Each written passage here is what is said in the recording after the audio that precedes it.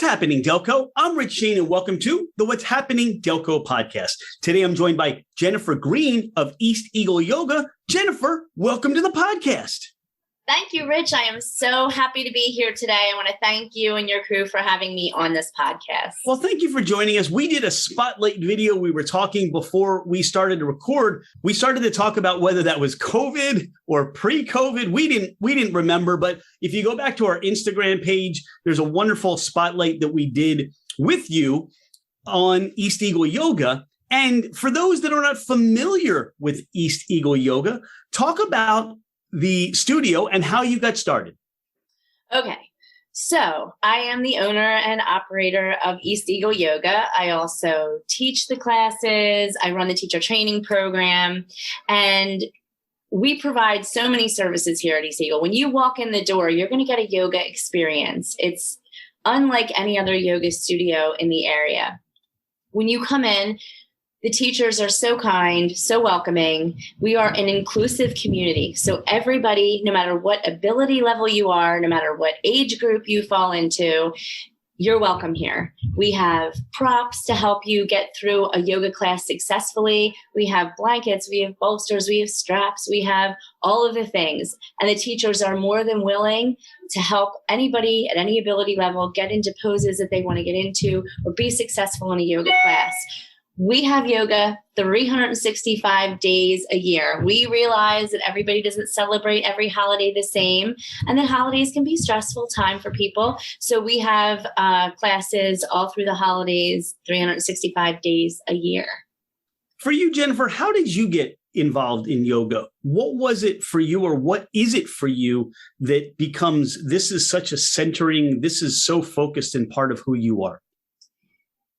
So I started yoga when my children, I've always done yoga. I've always been a yoga practitioner.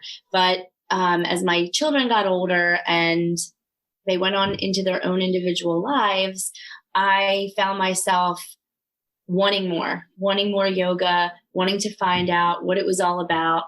So I was a last row student and eventually became a teacher, went through the teacher training program, a 10-month program, and we still have that at East Eagle. We're about to start our 16th year, I believe. That starts in January, but I went through the teacher training program. It was a life-changing experience for me. It's not just getting your yoga certificate in 200 hours. It's a self-transformation journey that's done over a 10-month period. And that just opened my eyes to so many different possibilities. I find yoga a lifestyle, a grounding experience, a calming experience. The breath work that you learn is just life-changing. All of us take about 23,000 breaths a day, approximately. Very rarely do we focus on even one. And it is so important, from being a prenatal student here to being a child, just coming into the world and school environment, being a preteen, and all of the things that go along with that world, and being like an older adult. It's yoga is something that you only need your breath for. You don't need any fancy equipment. You just need your breath. And when you learn that, this is a practice you can do for your entire life. So that is what draws me to yoga, the philosophy, the practice, and sharing that with other people and watching them have a more blissful, calm life. It's a beautiful thing. And the sense of community is just something that's magic here at East Eagle that I haven't seen anywhere else. You just said something that really hit me, and you talked about all you need for yoga is your breath. Now, my perspective would be, really, in my mind, yoga is more about poses and stretching and flexibility and strength. I'm thinking about the physical body. You're bringing up the idea about breathing and breath. If somebody has decided that maybe yoga is a direction or a life transformation, as you described it, that's where they would like to go. How do you start? How do you start with East Eagle Yoga to begin this journey? So I think here in the West, we do focus on the physical practice of yoga, right? But in the totality of the world of yoga, it really literally is about 2% out of 100% of the yoga philosophy. So when you come into East Eagle, people are coming in for a class, whether they're coming in for a vinyasa class to get a physical workout, raise the heart rate, sweat a little bit, that's great. And that's what some people need yoga for the physical practice, and that's perfect. But other people are looking for something different. They are looking for a calming experience. They're looking for that being centered, grounded, taking a break from the busyness of the real world. So when you come in here, you can take a yin class. It's very calming. We have yoga for sleep. We have restorative yoga. Then we have our regular hatha yoga, beginner, and all levels classes, which are offered every day. And in those classes, you're going to get the physical aspect. We're going to hold poses, but you're also going to get more breath work, more of a calming experience, more of, we pepper in the philosophies of yoga in our asana practice. We leave 15 minutes at the end of every class for shavasana, which is the last active pose in a yoga practice. You're lying in a corpse pose. Very difficult for some because the mind tends to wander. But we cue people to focus it back, and we work on that. It's a practice. For your whole life, you're practicing yoga. It's never something that you are never just, a guru at, or you're not like perfect at. Everybody's always practicing. It's a practice to get better. It's a practice to, it's a practice. It's just a daily practice. Well, you talk about practice, and for those that can't hear on the podcast, there's actually a yoga session going on now, and there are kids doing yoga. Talk about the practice for kids and how this benefits kids of all ages and adults, but specifically kids entering into the world of yoga. So our kids class is going on upstairs. So it is, I can hear the running and, the beautiful noises of the children, like doing all sorts of things upstairs. But they come in and it's a yoga movement and music class. So we don't expect kids to come in and, ages 2 to 5 and be completely quiet. And it's a place for them to express themselves, to build confidence. Not only are they building the strength and all of the things that come with a physical practice, because they do practice the poses with their caretaker, their parents. There's a little partnering yoga there. But they also have the opportunity to dance and move through some other types of movement. And there's yoga books. So we do institute the little philosophies of breathing and being calm, and it's okay to be quiet and all of those sort of things. So when they leave here, they have gotten their physical activity out, but then they're also leaving with a sense of calm and a sense of how they can use a bunny breath or blowing out birthday candles to calm the mind and come back to a place where they can focus and then productively move on with their day. The way that you explain that, I wish that someone would have introduced yoga to me at a younger age, because, like anything else, dealing with stress and dealing with just all the activities of life and the things we face as a young child, as a kid, I think this would have been beneficial for me to grow into and have that as part of who I was. So what you're doing with that and providing that for kids today, and just the whole mindset of what that means as they grow older, if they decide that was something that they were going to stick with, I think that's wonderful. I really do. Thank you. I appreciate that. I mean, we have a very strong family component here at East Eagle. I mean, I take the prenatal, we have a whole prenatal program very seriously. So, the babies are being rocked in utero, well, as the moms calm down and prepare for labor and delivery. We have lactation consultants that come in and talk to our prenatal students. We have all sorts of speakers, and we're starting a prenatal, it's a prenatal postpartum support group. It's actually for anybody who is starting the family planning process all the way to having children. That's going to be free. We're starting that in November, so you can keep an eye on the website. But we have all sorts of family events, community events. We're doing a free practical magic movie night, potluck. We've goddess circles every month.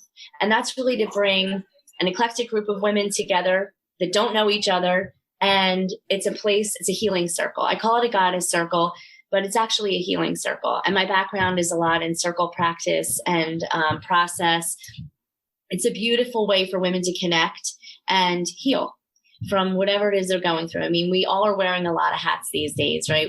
And coming out of COVID has been very stressful for a lot of people. So we have a 2-hour circle, and we do a lot of fun things in the circle, but a lot of it is connection and healing. So when you come in here, I mean, like I said, the community is, I would say, the highlight of our East Eagle Yoga experience here. I mean, you'll walk in and community members that you've never met before will welcome you in, and we care. Like if you're a person who comes to a 5:30 a.m. class regularly and you haven't been here in 2 weeks, we're worried. We care. We want to make sure that you're okay. So I might send you a little email, doesn't have anything to do with, keeping my numbers up or anything like that. It has to do with, I care. I want to know, are you okay? Do you need anything? Is there anything that I can do to help? I mean, and maybe people will, we've had older clients that are unable to do the physical practice of yoga, but we stay in touch. We check on them. We make sure that they're okay. Our community is extremely important to us here.